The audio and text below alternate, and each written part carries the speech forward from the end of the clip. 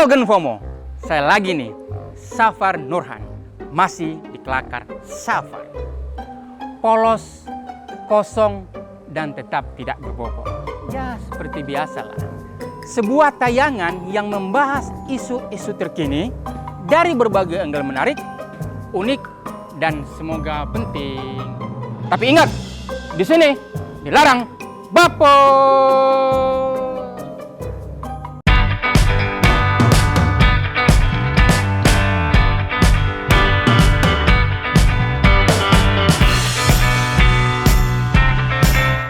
Gen FOMO, debat Capres-Cawapres makin panas.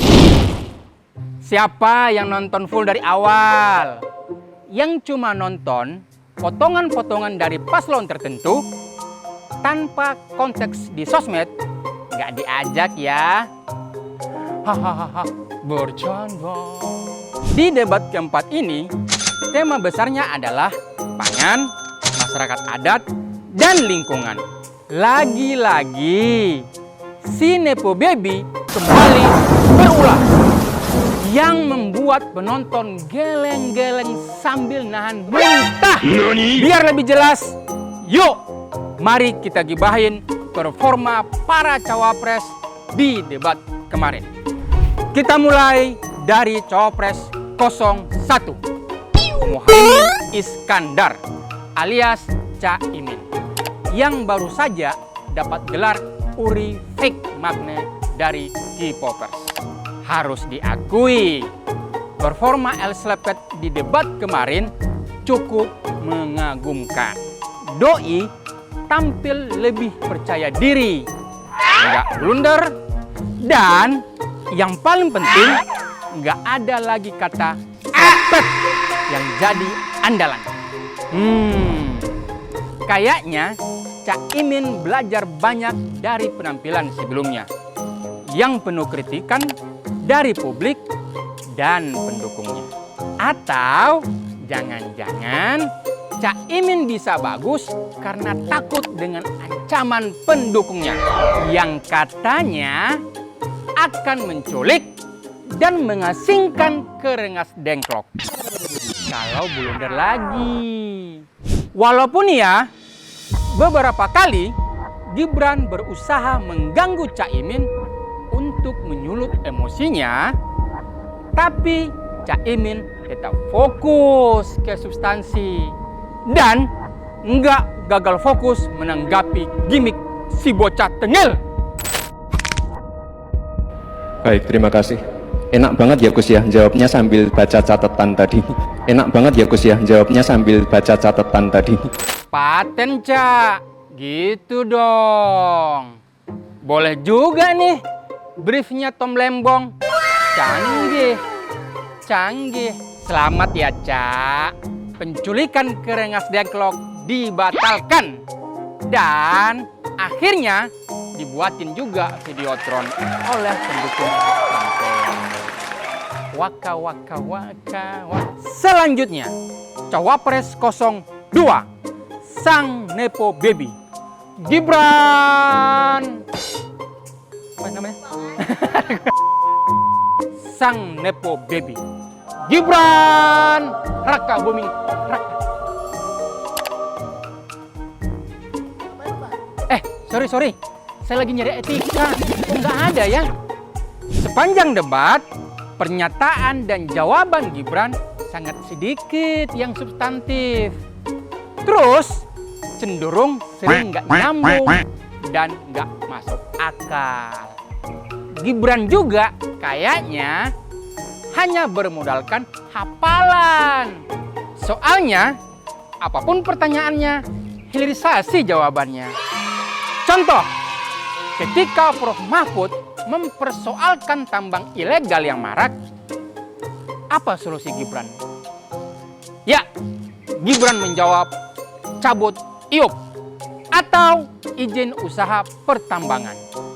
Hello, Cawapres jalur paman, itu kan tambang ilegal. Mana ada izinnya? Apanya yang mau dicabut? Putusan MK yang melanggar etika. Dan yang paling bikin masyarakat jijik, pertanyaan jebakan ala Gibran mengenai greenflation ke Prof. Mahfud. Bapak Gibran, aturan istilah kami sampaikan kembali terminologi atau singkatan, mohon untuk dijelaskan. Enggak, tunggu. Silakan dilanjutkan, masih ada waktu. Ini tadi tidak saya jelaskan karena kan beliau kan seorang profesor. Ada presiden dan wakil presiden itu levelnya di taraf pembuat kebijakan, bos. Bukan tebak-tebakan definisi dan ngerasa keren sendiri. Sekelas debat cawapres, kok malah pamer gimmick? Bukannya pendalaman visi misi? Yang bener aja, rugi dong kita. Dan merusak lingkungan, yang benar aja, rugi dong kita. Terima kasih. Untung Prof. Mahfud cerdas dan savage.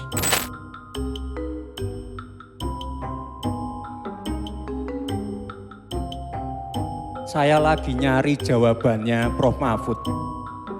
Saya nyari-nyari di mana ini jawabannya.